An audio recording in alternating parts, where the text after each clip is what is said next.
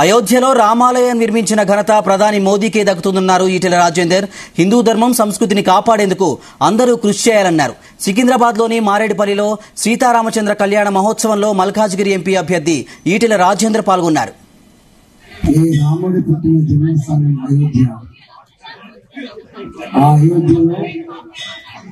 రామ మందిరాన్ని ఆనాటి కిరాయి చేసేసి ఆనవాళ్ళు లేకుండా చేస్తే మోడీ గారు భారతీయ సంస్కృతి సనాతన ధర్మాన్ని కాపాడేటువంటి కృతనిశ్చయంతో అనేక రకాల అవరోధాలు ఎదుర్కొని అతి తక్కువ కాలంలో రామ మందిర నిర్మాణం జరిగి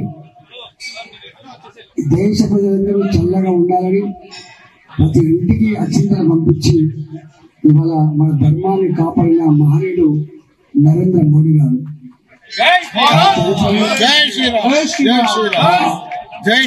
ఆలయం నిర్మాణం తర్వాత మొట్టమొదటిగా జరుపుకునే శ్రీరామనవమి కళ్యాణం సందర్భంగా మీ అందరికీ పేరు పేరిన శుభాకాంక్షలు తెలియజేస్తూ మన ధర్మాన్ని మన సాంప్రదాయాన్ని సమున్నతంగా నిలపడంలో మనందరం కలిసిమెలిసి ముందుకు పోవాలి, ముందుకు నడవాలని చెప్పి కోరుకుంటూ మరొకసారి మీ అందరికీ శుభాకాంక్షలు.